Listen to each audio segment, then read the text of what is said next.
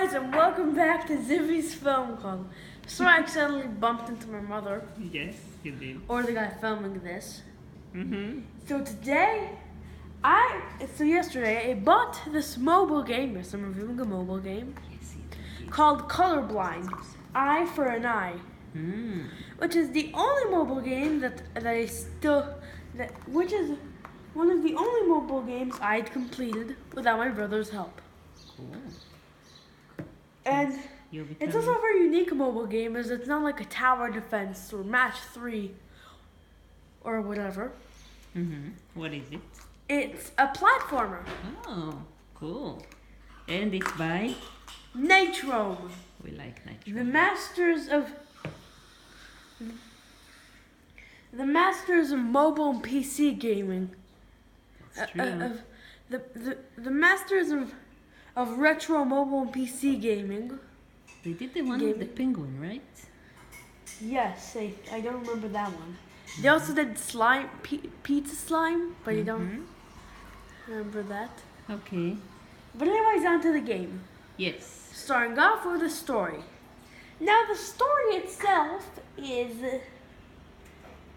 not very Original? Not very original. So you're playing as this eye. Like eyeball? Yes. Like giant eyeball, yes. And you have your girl, and then she gets captured by Cloud. Oh, And very original. Trippy. Very trippy. Very trippy. So, but it's not really the gameplay that matters. It's not really the story that matters. It's how it ties into the gameplay that counts.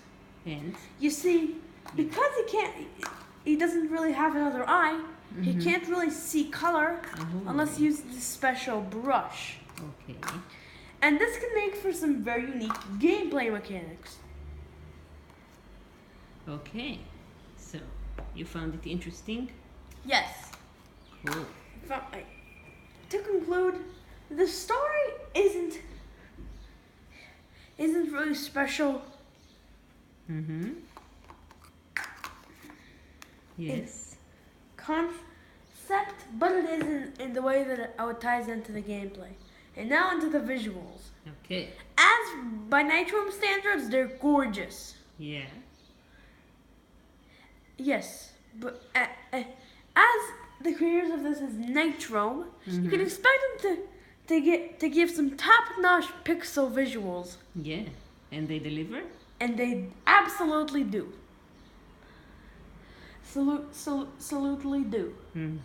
Now they already did this before with this whole drawing mechanic with Drop Wizard. Oh, they're the ones who did Drop Wizard? Yes. Oh. Where you can paint shapes. Right. Shapes in order to defeat your enemies. Each shape comes up with a vibrant color, and some of the shapes even open up spells. That's true. But this time, it's even better. Why? You see, the worlds are very dystopian, lacking in color, all ruined up and gray. But once you get brushed, new objects start to appear. The world becomes much more colorful, and there's even a moon in the sky, even though there wasn't before. That's cool. Yes, and beautifully done. And the movements are also fairly good with them being quick and fluid and to the point. The only real issue is the character designs. Well, there are giant eyeballs, right? Aside from the two main characters, who are fairly detailed, and honestly, what you'd expect from eyeballs, like they have these little things over here Lashes. that makes their lashes make them walk. Oh, they walk with their. Oh, the lashes are also feet. Yes. Cool. But the rest of the characters, like the clouds, are all these enemies. These enemies just look ugly. Oh. And that's really the biggest flaw with this game. I see. Yeah. But to conclude, Nitro, as always, made some pretty nice pixel animation. And now on to the gameplay. Okay. Unlike most of the games I played, this game doesn't really have many bosses. It only has one boss at the very end. Okay. However, it's still a platformer, and what it does with the platforming is absolutely spectacular. You learn? It's really hard, but it's really worth it. Every single enemy will instantly kill you unless you use gray water, which rubs your color off, and or push a brick onto them. Okay. Onto them. And the final boss is really fun too. Plus there are some clever mechanics. Give us one. The example. only like for example, there's this cloud enemy who shoots off gray water that brushes off your paint. Wow. And once you put on the blue paint, the platforms have these real long walls. So you need to both go through the gray paint in order to get through the walls, and then automatically switch back so you can stand on the platforms and avoid the spikes. I see.